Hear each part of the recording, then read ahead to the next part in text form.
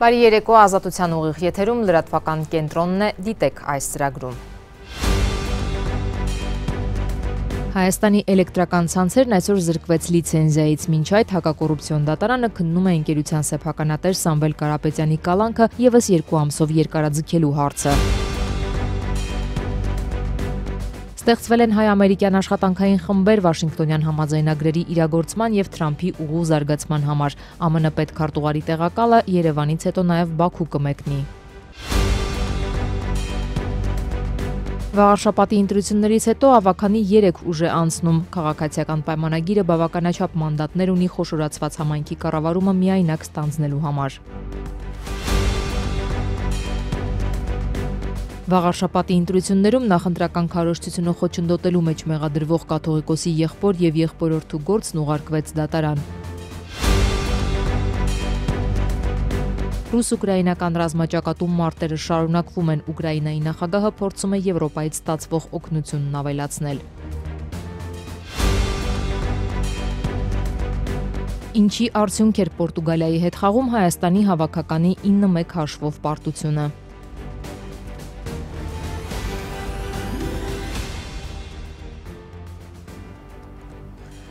Հակակոռուպցիոն դատարանն առավոտյան 10-ից քննում է գործարար Սամվել Կարապետյանի կալանքը 2 ամսով երկարաձգելու հարցը։ Քննչական կոմիտեն էր դիմել դատարան, պնդելով, որ Կարապետյանն ազատության մեջ կարող է խոչընդոտել գործի քննությանը։ Կարապետյանի փաստաբաններն անհիմն են որակում քննչականի պատճառաբանությունն ու դատարանին առաջարկել էին այլընտրանքային խափանման միջոցներ կիրառել, այդ թվում գրավ։ Արդեն 5 ամիս ճաղերից այն կողմ գտնվող 60-ամյա գործարարը իրավապահների թիրախում հայտնվեց հայ առաքելական եկեղեցին իշխանության քննադատությունից պաշտպանելուց հետո։ Այսօր առավոտյան ժամը 10-ից հակակոռուպցիոն քրեական դատարանը քննում է քննչական կոմիտեի միջնորդությունը։ Կոմիտեն պահանջում է ևս 2 ամսով երկարաձգել միլիարդատեր Սամվել Կարապետյանի կալանքը։ Այս քրեական գործը ամբողջությամբ կարելի ասել Սամվել Կարապետյանին բացարձակ չի վերաբերում, ինքը շինծու ապօրինի ու անհիմն գործ է, 18 հատորից գործ է բաղկացած, բայց 18 հատորից որ էջ ասում ենք թերթեք եւ ցույց տվեք ինչ կապ ունի դա Սամվել Կարապետյանի հետ, որևէ ձևով չեն կարողանում հիմնավորել, լրիվ երրորդական, չորրորդական ինչ որ այսպես ասած ձևակերպումներ եւ հիմնավորումներ են ներկայացնում։ Իմ խորին համոզմամբ վարույթն իրականացնող մարմնի միակ հույսը նրա վրա է, որ դատարանների նկատմամբ ինչ որ ենթադրյալ ճնշումներ բանեցնել կլինի կամ չգիտեմ ինչ որ միջոցներով իրենց հաճո որոշումներ ստանան։ Դատարաններին եթե չբզեն, թողեն իրանք իրականացնեն արդարադատություն, վստահ եմ մենք ականատես կլինենք, որ այս գործը շատ արագ պետքա կարճվի, քանի որ որևէ ապացույց, որևէ փաստարկ, որևէ հիմնավորում Սամվել Կարապետյանի վերաբերյալ առկա չէ։ Ըստ փաստաբանների քննչականը կարծում է, որ ազատության մեջ Սամվել Կարապետյանը կխոչընդոտի գործի քննությանը եւ այդ պատճառով է ցանկանում, որ երկարաձգվի, թե երբ կավարտի դատականից տպարժ չէ, անցած անգամ էլ այն 11 ժամ էր տևել։ Փաստաբանները նշում են, որ իրենք իրենց արգումենտները ունեն, պահանջում են այլընտրանքային խափանման միջոցներ կիրառեն, օրինակ գրավ կամ տնային կալանք, թե ինչ որոշում կկայացնի դատարանը դեռևս հստակ չէ, պարզ չէ, բայց փաստաբանները ամեն դեպքում մեծ ակնկալիք չունեն ելնելով այս անցած 5 ամիսների պատմությունից։ Սա ընդամենը քաղաքական վրեժխնդրություն է, քաղաքական օրակարգ է, քաղաքական հետապնդում է, ով ոնց կուզի, թող դա ընդունի, բայց սա իրավաբանության հետ որևէ աղերս չունի։ 5 ամիս առաջ Սամվել Կարապետյանին կալանավորեցին, մեղադրանք առաջադրեցին իշխանությունը զավթելու կոչի համար։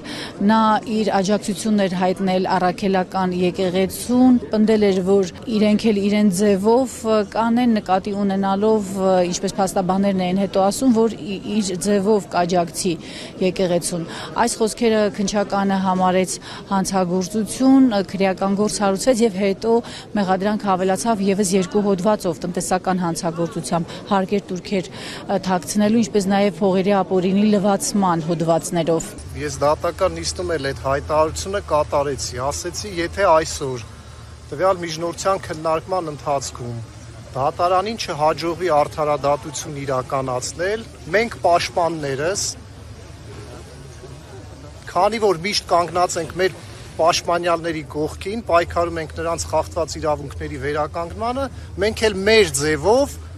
մասնակցելու ենք արդարադատության վերականգնմանը։ Հիմա դա կոչ էր, թե կոչ չէր։ Հիմա մեր ձևովը պաշտպանների որն է, բողոքարկել,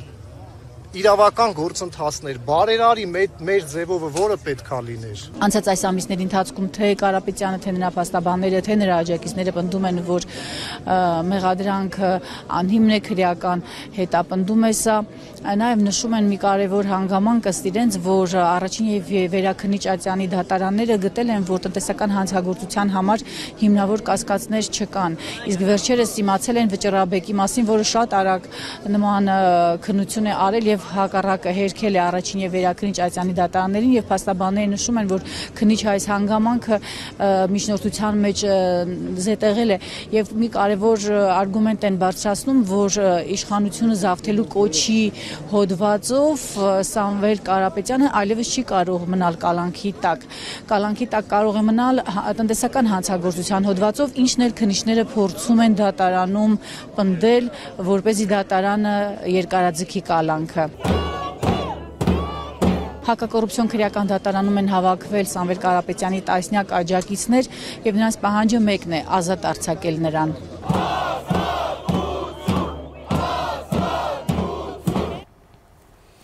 Իսկ օրվա առաջին կեսին Սամվել Կարապետյանին պատկանող Հայաստանի էլեկտրական ցանցերը զրկվեց լիցենզիայից։ Հանրային ծառայությունները կարգավորող հանձնաժողովի այս որոշումը ճանապարհ է բացում էլ-ցանցերի պետականացման համար։ Առաջիկա 3 ամիսների ընթացքում կառավարությունը սեփականատերերի հետ պետք է բանակցի գույքի սեփականության փոխանցման մասով։ Հիշեցնեմ, վարչապետ Նիկոլ Փաշինյանը հայտարարել էր, որ էլ-ցանցերը պետականացնելու կամ այլ սեփականատիրոջ տալու հարցը կախված է էլ-ցանցերի գնից եւ պետական բյուջեի միջոցներից։ 3 օր տևած քննարկումներից հետո Հայաստանի էլեկտրական ցանցերը զրկվեց լիցենզիայից։ Հանրային ծառայությունները կարգավորող հանձնաժողովը քվեարկությունից առաջ նույնիսկ խորհրդակցելու չգնաց։ Քվեարկությունը 10 վայրկյան էլ չտևեց։ Նախագիծն ընդունվեց 4 կողմ 1 դեմ ձայների հարաբերակցությամբ։ Ովքեր են կողմ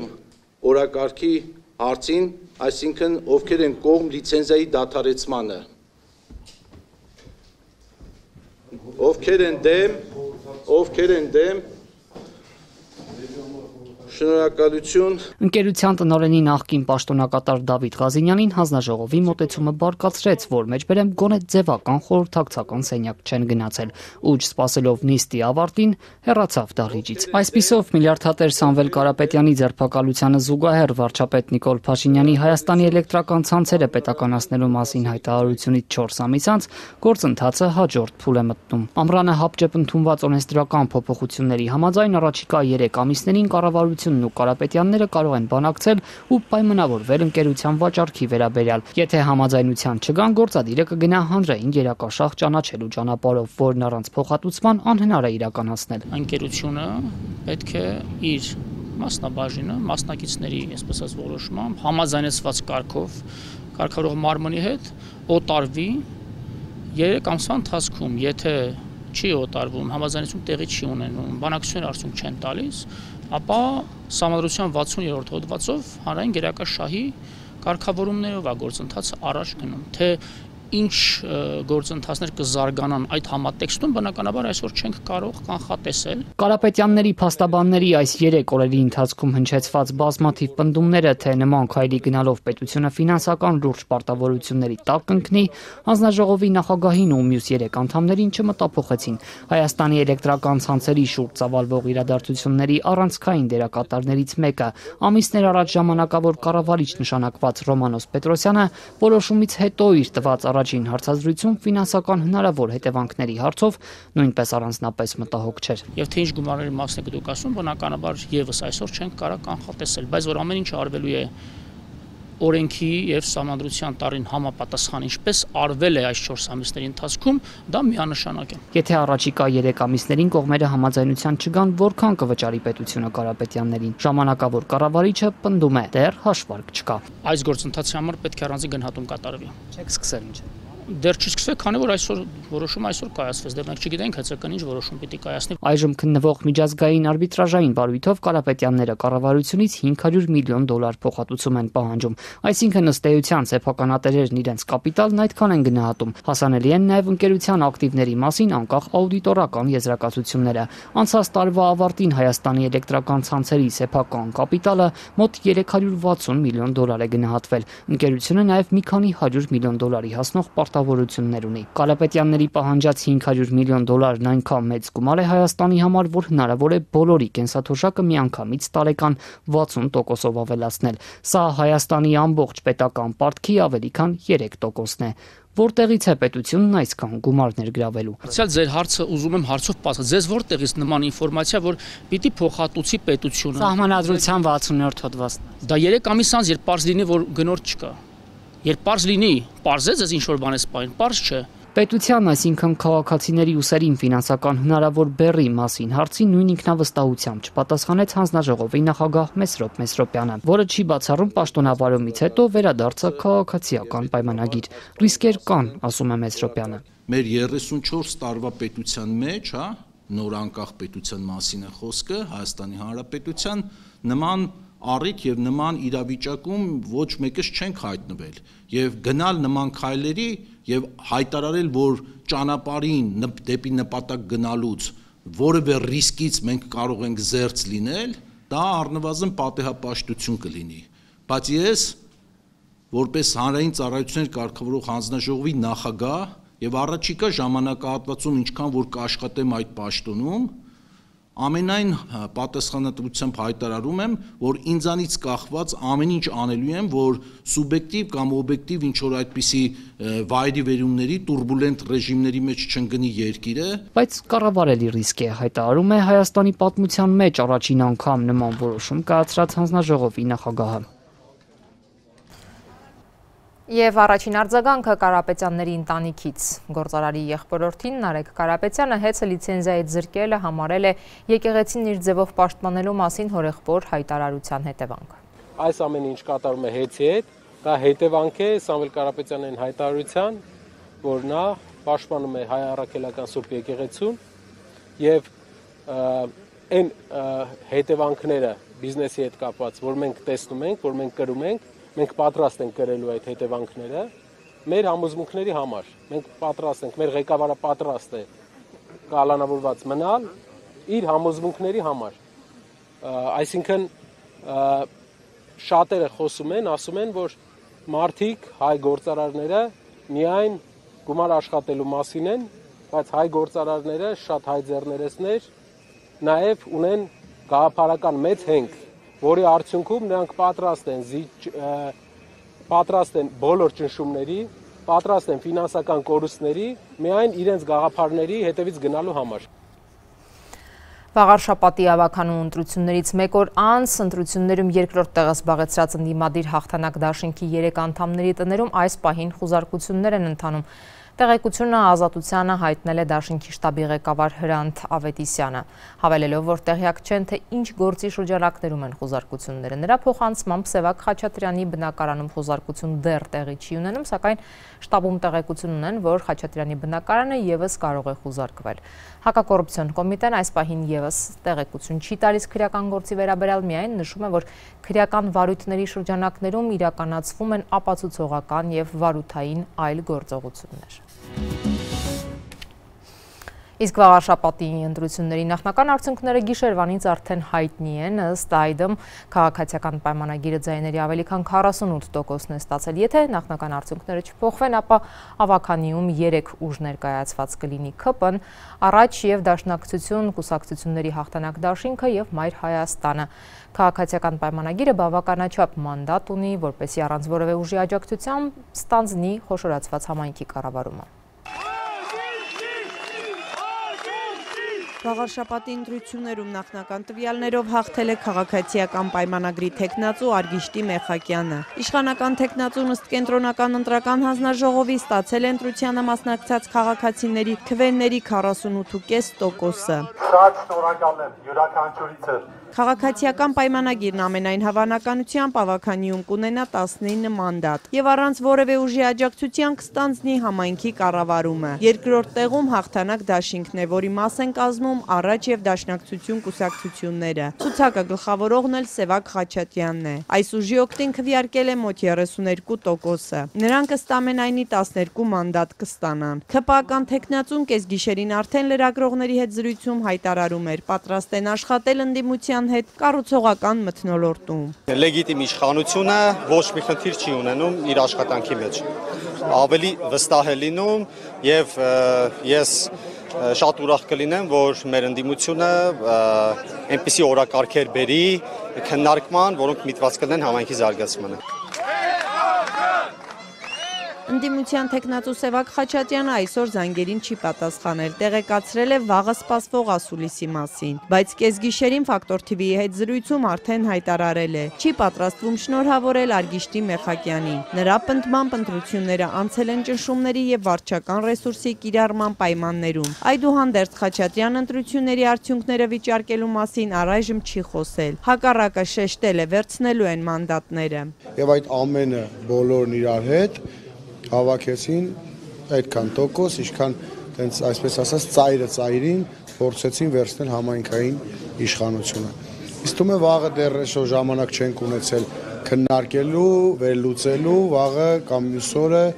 հայտարարությամբ հանդես կգանք։ Անցողիկ շեմը հաղթահարած երրորդ ուժը Մայր Հայաստանն է։ Կուսակցության քաղաքապետի թեկնածու Գրիշա Հարությունյանը ստացել է ձայների շուրջ 5%-ը։ Ընտրություններին մասնակցած մյուս 5 ուժերը, այդ թվում Երևանի ավականիում քաղաքացիական պայմանագրի կոալիցիոն գործընկեր Հանրապետություն կուսակցության ցուցակը գլխավորող Հարություն Մկրտչյանը դարձյալ նախնական տվյալներով չի հաղթահարել անցողիկ շեմը։ Առանց ձեզնից մեկի բացակայությամբ հնարավոր չէր լինի վաղարշապատում ջախջախել մեծախոս, մեծաբերան ընդդիմությանը։ Գիշերվանից իշխանության տարբեր ներկայացուցիչներ պնդում են, թե հաղթել են նախկիններին։ Ընտրության արդյունքներին արձագանքել է նաև վարչապետը, պնդելով, թե վաղարշապատի բնակիչները իրենց ընտրությամբ աջակցեցին Հայաստանի պետականությանը, անկախությանն ու ինքնիշխանությանը։ Նիկոլ Փաշինյանը սա համարել է նաև 2026-ի խորհրդարանական ընտրության նախերգանք։ Քաղաքացիական պայմանագիր կուսակցության իմ բոլոր գործընկերներին եմ շնորհավորում, Հայաստանի Հանրապետության բոլոր քաղաքացիներին եմ շնորհավորում 2026 թվականի համապետական ընտրությունների այս հնչյուն նախերգանքի համար։ Հայաստանի ժողովուրդը հաղթելու է 2026 թվականի խորհրդարանական ընտրություններում։ Իշխանության ընդդիմախոսները մինչդեռ հակադարձում են, քաղաքացիական պայմանագրի թեկնածուի հաղթանակը պայմանավորված էր մի քանի գործոնով։ Ընդդիմադիր Լուսավոր Հայաստան կուսակցության ղեկավարի կարծիքով իշխող ուժը Գյումրիում պարտությունից հետո դասեր է քաղել սխալներից։ Էդմոն Մարուկյանը հիշեցնում է, թե ինչպես ընտրություններից առաջ վաղարշապատը խոշորացվեց, ներառելով Խոյ համայնքը, որի կազմում 17 գյուղ կար։ Այս համայնքում մինչ Արմավիրի մարզպետ նշանակվելը ղեկավար էր Արգիշտի Մեխակյանը։ Քարտեզի հիման վրա որոշվում է տեխնացու։ Իսկ քարտեզն են որոշում, որ այս քարտեզով են գանում, այս քարտեզում ով է ուժեղ, այս տեխնացուն, որտեղ Խոյ համայնքի ղեկավարն է, բերում են դարձնում են Խոյ համայնքի ղեկավարին, էջմիածինում ԺՊ։ Այսինքն Վաղարշապատ քաղաքում դառնում է ինքը ԺՊ եւ շատ հանգիստ սկսում է քարոզարշավ իրականացնել։ Այսինքն իա ձեռքում է Վաղարշապատի ռեսուրսները եւ 18 բնակավայրերի ռեսուրսները նրանց լիազոր ներկայացուցիչներով, ովքեր ներգրավում են ավականիում։ Կենտրոնական ընտրական հանձնաժողովի հրապարակած նախնական տվյալներից պարզ դարձավ, որ Արգիշտի Մեխակյանի եւ ընդդիմադիր թեկնածու Սևակ Խաչատյանի քվեների տարբերությունը էական է հենց նախկին Խոյ համայնքի 17 բնակավայրերում։ ՔՊԱ-ական Մեխակյանը իր ծննդավայրում Խոյում ստացել է 7064, իսկ ընդդիմադիր թեկնածու Սևակ Խաչատյանը 2552 ձայն։ Այլ է պատկերը Էջմիածին քաղաքում։ Այստեղ ընդդիմադիր եւ իշխանական թեկնածուների քվեների տարբերությունը քիչ է, ընդամենը մի քանի 100։ Մեխակյանը ստացել է 7844, իսկ Խաչատյանը 7064 ձայն։ Վերջնական տվյալները կենտրոնական ընտրական հանձնաժողովը կամփոփի կիրակի օրը։ Վաղարշաբաթում քաղաքացիական պայմանագրի հաղթանակը վարչապետ Նիկոլ Փաշինյանն ընկալել է նաև որպես աջակցություն վեհարանը ազատագրելու իր արշավին։ Իր ֆեյսբուքյան գրառմամբ Փաշինյանը հենց այդ միտքն է շեշտել, թեև այս քվեարկությունը ավականու ընտրություն էր, այլ ոչ թե հանրաքվե կաթողիկոսի հեռացման հարցով։ Մայրաթոր Սուրբ Էջմիածնից այսօր հակադարձել են, որևէ ընտրության արդյունք չի կարող դիտարկվել իբրև եկեղեցու ինքնավարությունը միջամտելու գործոն։ Ես Ժորժան, շատ շնորհակալ եմ յուրաքանչյուրիցս։ Վաղարշաբաթ համայնքի ընտրություններում ՔՊ թեկնածուի հաղթանակը ոգևորել է վարչապետ Նիկոլ Փաշինյանին ոչ միայն ժողովրդավարության տեսանկյունից, այլև վեհափառից ազատվելու իր ծրագրի շրջանակում։ Խոնարհվելով Վաղարշաբաթ համայնքի ընտրողների առջև, Փաշինյանն այսօր վաղարաության ֆեյսբուքյան իր գրառման մեջ նաև արձանագրեց, հենց վաղարշաբաթցիները իրենց ընտրությամբ լիցքավորեցին վեհարանը ազատագրելու իր գործընթացը։ Ձեր ընտրությամբ կարևոր լիցք տվեցիք մեր սրբության սրբոցը, Մայրաթոր Սուրբ Էջմիածինը կտրիչ Ներսիսյանից ազատելու գործընթացին։ Անկամ քաղտեխնոլոգիայի հնարքների տեսանկյունից այդ երկու երևույթների միջև որևէ աղեր սարսափագրելը կարծում եմ իմաստազուրկ է։ Մայրաթորի գերագույն հոգևոր խորհրդի անդամ Գևորգ Դանելյանը հակադարձում է վարչապետ Փաշինյանին,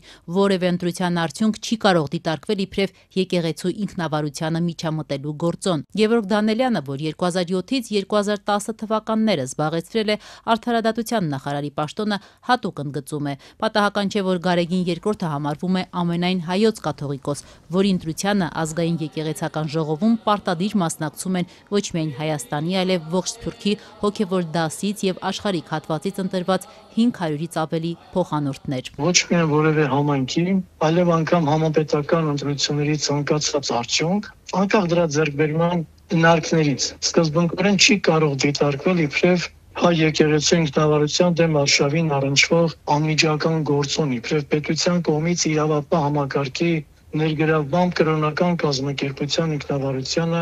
միջամտելն արդարացնող միջոց։ Անդրադառնալով Փաշինյանի եւ իշխող թիմի կողմից պարբերաբար հնչող այն բացատրությանը, թե իրենց արշավը ոչ թե եկեղեցու, այլ կաթողիկոսի դեմ է, քանի որ վերջինս խախտել է կուսակրոնության ուխտը, Գերագույն հոգևոր խորհրդի անդամը պարզաբանում է. յուրաքանչյուր կրոնական կառույց ունի իր կանոնադրական հիմքերը, եւ երբ փորձ է արվում որևէ հոգևորականի նկատմամբ անկախ նրա զբաղեցրած դիրքի աշխարհիկ պահանջներ ներկայացնել, ապա դա ոչ թե տվյալ եկեղեցականի, այլ այդ կրոնական կազմակերպության կանոնադրական իրավական հիմքերի դեմ է։ Ասկան դուք դա անտեսում եք ոչ կրոնական կառույցի կարգավիճակը, նրա ինքնավարությունը։ Հետո ասում եք, բայց գիտեք, ես խնդիր չունեմ կրոնական կառույցի հետ, դա առանձին խնդիր է, բայց այդ խնդիրները փոխկապակցված են։ Չէ՞ որ ամեն մի կրոնական կազմակերպություն ունի իր կանոնադրական հիմքերը եւ յուրաքանչյուր ոք նախապես կան ծանոթանում է, ընդունում է այդ բոլորը, դառնում է հավատացյալ,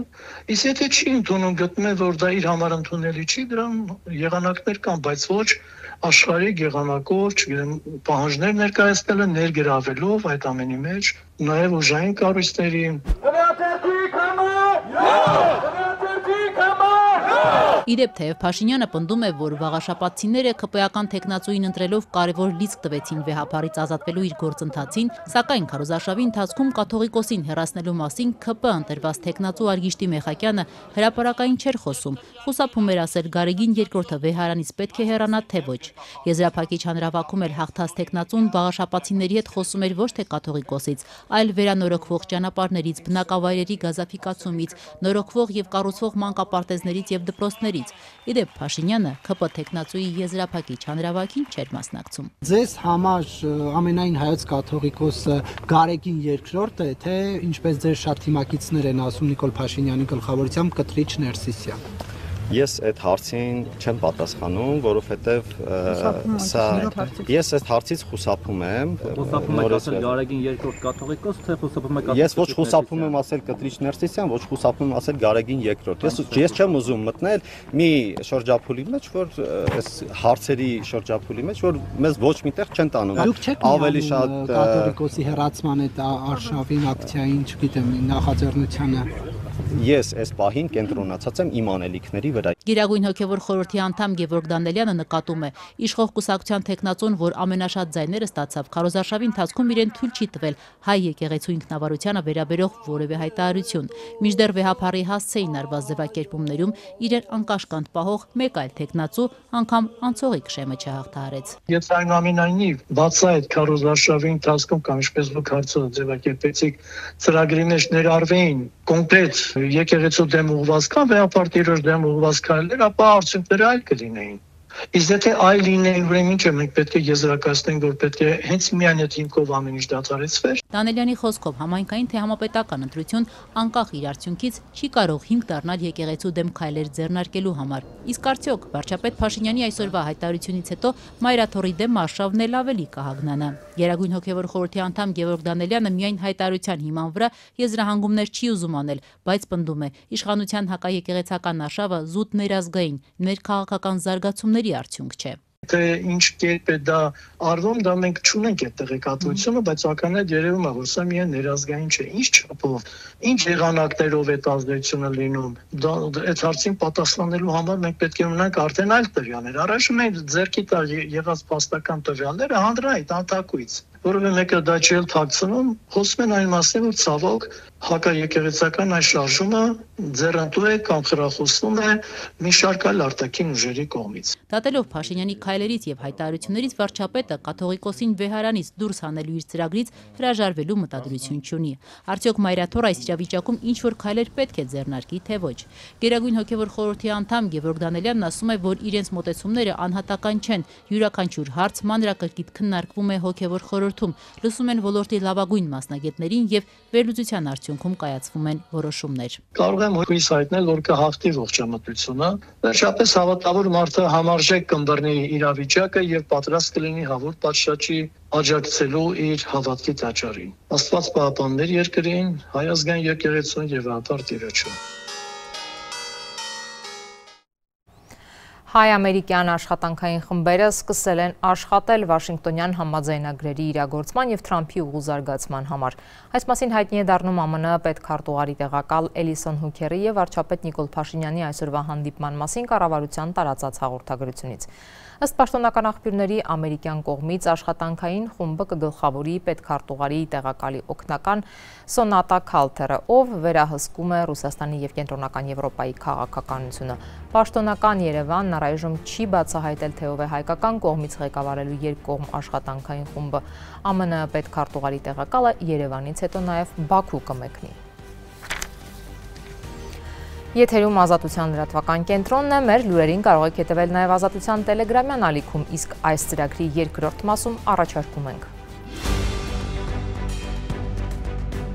Վաղարշապատի ընտրություններում նախընտրական քարոզչությունը խոչընդոտելու մեջ մեղադրվող կաթողիկոսի եղբոր և եղբորորդու գործն ուղարկվեց դատարան։ Ռուս-ուկրաինական ռազմաճակատում մարտերը շարունակվում են, Ուկրաինայի նախագահը փորձում է Եվրոպայից ստացվող օգնությունն ավելացնել։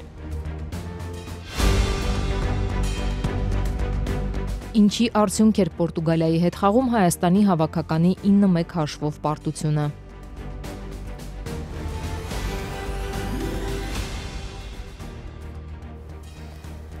Շարունակենք վաղարշապատի ընտրությունների թեման։ Նախընտրական շրջանում ոսկի հատ բնակավայրում քարոզչությանը խոչընդոտելու մեղադրանքով կալանավորվել էին ամենայն հայոց կաթողիկոսի եղբայր Գևորգ Ներսիսյանը և նրա որդին Համբարձում Ներսիսյանը։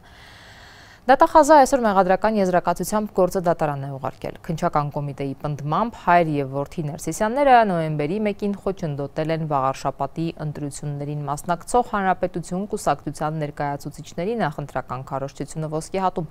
Հայհոյանքներ և անպարկեշտ արտահայտություններ հնչեցնելով պահանջել են հեռանալ։ Գևորգ և Համբարձում Ներսիսյանները կալանավորված են, նրանց սպառնում է 3-ից մինչև 6 տարվա ազատազրկում։ Նրանց փաստաբանը հարուցված քրեական գործը որակում է շինծու և ուղղակի ճնշում իշխանությունների թիրախում հայտնված ամենայն հայոց կաթողիկոսի վրա։ Այն, որ այդ գործը քաղաքական նկատառումներով է հարուցվել եւ ընթացքի մեջ, դա կարծում եմ անվիճելի է, որովհետեւ ստացվում է, որ մեկ անձի ցուցմունքի հիման վրա երկու անձ կալանավորվել են եւ նրանց նկատմամբ քրեական հետապնդումը շարունակվում է։ Եվ այո, կայծակնային արագությամբ այդ գործը իրենք տարան դեպի դատարան, ընդ որում փոխանակայնին արագությամբ կարճ են քրեական գործի վարույթը։ Պատկերացնեք, ինչ մի հատ վախենալու ստանդարտ է սահմանել այսօր քննչական կոմիտեն։ Այսինքն մեկ անձ կարող է ցուցմունք տալ եւ դա դառնա ճակատագրական։ Օրինակ, վաղ եթե մի մեղադրյալ ասի, որ քննիչը իրենից կաշառք է պահանջել, պետք է այդ մեկ անձի ցուցմունքը հիմք ընդունի եւ այդ քննիչի նկատմամբ մի հետապնդումը սկսեն։ Տեսեք, 3 անձի ցուցմունք կա, մեկը ասում է X, մյուս երկուսը ասում են ուրիշ բան, իրեն հակասող տեղեկություններ են ներկայացնում, ավելին կա տեսագրություն, 4-րդ ապացույցը, եւ այդ 4 ապացույցի մեջ մենք տեսանյութից պարզ տեսնում ենք, որ դա էլ հակասում է մարդու ցուցմունքներին։ Այս պայմաններում պատկերացնեք, իրենք գործը տարել են առաջ, դատարանն էլ կալանք է կիրառել։ Սա ակնհայտ անհիմն քրեական գործ է, այսպես ասեմ, եւ մենք հետամուտ ենք լինելու, որ այս գործը սարքած պաշտոնատար անձինք ենթարկվեն պատասխանատվությամբ ակնհայտ անհիմն քրեական հետապնդում իրականացնելու համար։ Իսկ Մասիս համայնքի հավաքանու այսօրվա արտահերթ նիստում համայնքի ղեկավար է ընտրվել Դավիթ Համբարձումյան դաշինք խմբակցության անդամ համայնքի ղեկավարի առաջին տեղակալ Նորայր Հակոբյանը։ Հակոբյանը ընտրվել է 15 կողմձայնով, քաղաքացիական պայմանագիրը թեկնածու չի առաջադրել։ Մասիսի նախկին քաղաքապետ Դավիթ Համբարձումյանը անցյալ ամիս էր կալանավորվել Հայաստան ժամանելուն պես։ 6 տարվա դատավարությունից հետո Դավիթ Համբարձումյանը մեղավոր էր ճանաչվել եւ դատապարտվել 6 տարի 3 ամիս ժամկետով ազատազրկման։ Նա գրավով ազատ էր արձակվել, դատարանը սակայն հետագայում վերացրել էր գրավը եւ ընտրել կալանքը։ Ռուս-ուկրաինական ռազմաճակատում մարտերը շարունակվում են, ռուսական օդուժը այս գիշերը եւս ուկրաինական քաղաքները հրթիռակոծել, կան զոհեր եւ վիրավորներ։ Ուկրաինական զինուժը շարունակել է հարվածները նավթավերամշակման գործարաններին։ Մինչ այդ Ուկրաինայի նախագահը փորձում է Եվրոպայից ստացվող օգնությունն ավելացնել, պաշտպանելու օդային տարածքը եւ ձմռանն ապահովելու բնական գազի մատակարարումը։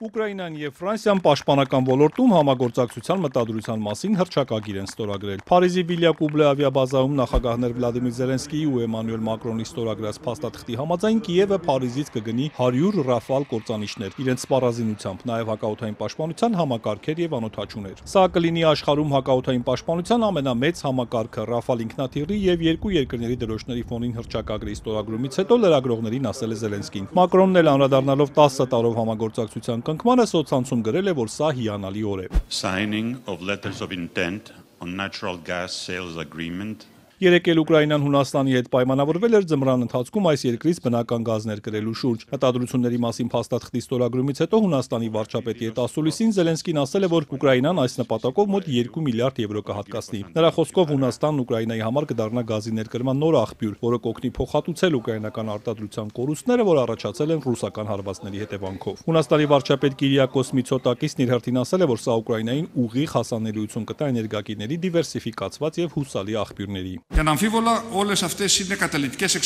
Եվ անկասկած այս ամենը կարևորագույն նշանակություն ունի ռուսական բնական գազից վերջնականապես հրաժարվելու ճանապարհին, քանի որ Եվրոպան կդադարի ռուսական գազ գնել, որն այլևս չի կարողանա մեր մայրցամաք մտնել քողարկված տեսքով։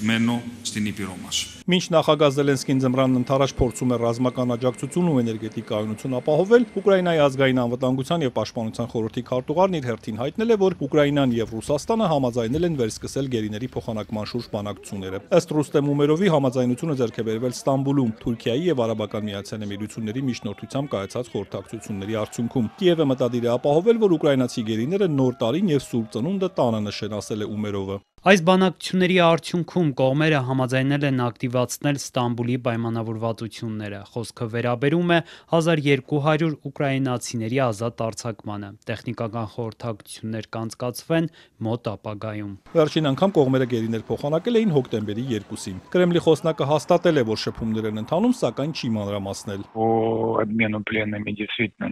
Ռազմագերիների փոխանակման վերաբերյալ շփումներ կան փորձագիտական մակարդակով, քննարկումներ գործողությունները շարունակվում են, սակայն ես հիմա ձեզ որևէ կոնկրետ մանրամասներ չեմ տա։ Իսկ Միացյալ Նահանգներում որոշ զարգացումներ կան Ռուսաստանի նկատմամբ պատժամիջոցների հարցում նախագահ Դոնալդ Թրամփը հայտարարել է, որ պատրաստ է աջակցել սենատոր Լինսի Գրեհեմի օրինագծին, որը պատժամիջոցներ է նախատեսում Ռուսաստանի հետ առևտուր անող երկրների նկատմամբ, որպեսզի ստիպի Մոսկվային դադարեցնել Ուկրաինայում արդեն 4-րդ տարին ընթացող արյունալի պատերազմը։ Ինչպես գիտեք, ես եմ դա առաջարկել, որպեսզի Ռուսաստանի հետ գործարք կնքող ցանկացած երկիր շատ խիստ պատժամիջոցների ենթարկվի։ Հնարավոր է, որ Իրանին ևս ավելացնենք այդ ցանկում։ Սենատի մեծամասնության առաջնորդ Ջոն Թունը հոկտեմբերին հայտարարել էր, որ պատրաստ է քվեարկության դնել Գրեհեմի օրինագիծը։ Այն նախատեսում է մինչև 500% մաքսատուրք սահմանել այն երկրներից ներմուծվող ապրանքների վրա, որոնք առևտուր են անում Ռուսաստանի հետ։ Դիվանագիտական այս զարգացումներին զուգահեռ ռուսական զինուժը գիշերը հրթիռակոծել է Խարկովի մարզի Բալակլիա քաղաքը, սպանվել է 3, վիրավորվել 15 մարդ, այդ թվում դեռահասներ։ Վնասվել են 13 բազմաբնակարան շենք, նաև առանձնատներ։ Եվս 2 զոհ կա Դնեպրոպետրովսկի շրջանի սահմանամերձ Նիկոպոլ քաղաքում։ Ռուսական անօդաչուների հարվածներից վնասվել են Օդեսայի նավահանգստի եւ էներգետիկ ենթակառուցվածքները։ Ռուսական կողմը հայտնել է, որ եւս 3 բնակավայր է վերցրել։ Ուկրաինական զինուժն իր հերթին հարվածել է Ռուսաստանին, այդ թվում Սամարայի մարզի Նովոկույբիշևսկ քաղաքի նավթավերամշակման գործարանին։ Աշխարհի 2026 թվականի առաջնության ընտրական փուլում Հայաստանի հավաքականը 3 շատ խոշոր 9-1 հաշվով պարտվեց Պորտուգալիայի հավաքականին։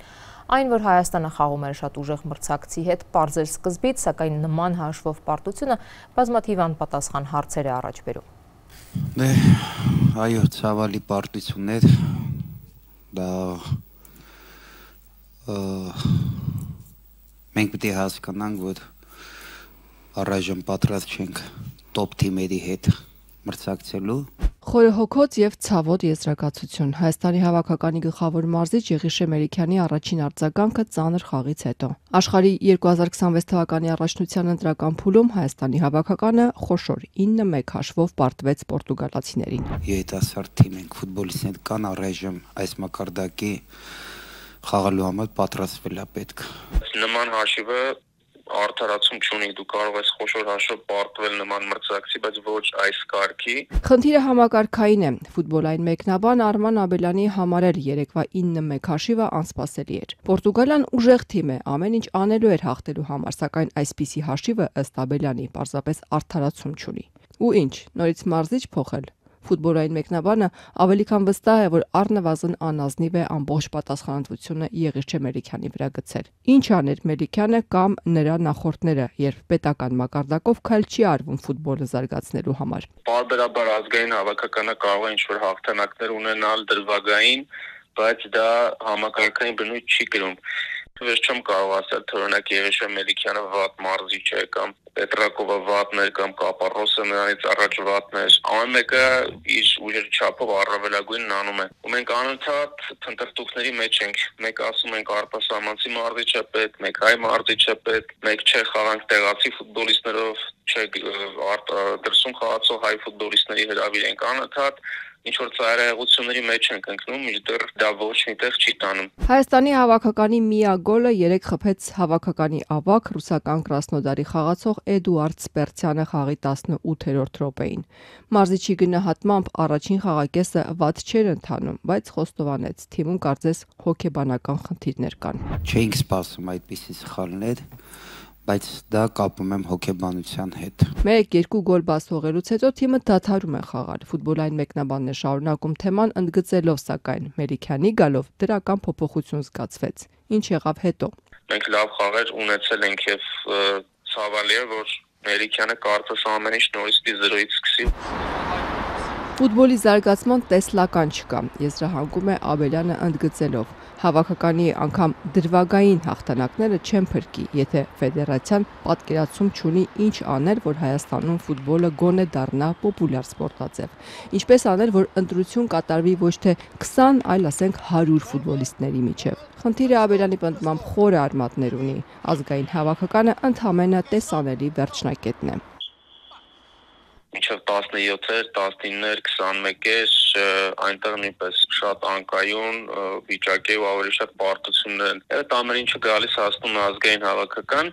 դա նրանից է, որ, ինչպես նշեցի, զարգացման տեսլական չկա եւ Ընդհանրապես մեզ նման երկրներում պետությունը շատ կարևոր դերակատարում ունի եւ ֆինանսական աջակցության գործում եւ ինչ-որ զարգացման ծրագիր ստեղծելու, բայց դա մեզ մոտ գրեթե բացակայում է։ Այսինքն նկատի ունեմ պետություն, ֆեդերացիա, ակումբներ, այդ կապը, որ պիտի ինչ-որ արդյունքի բերի, մեզ մոտ չկա,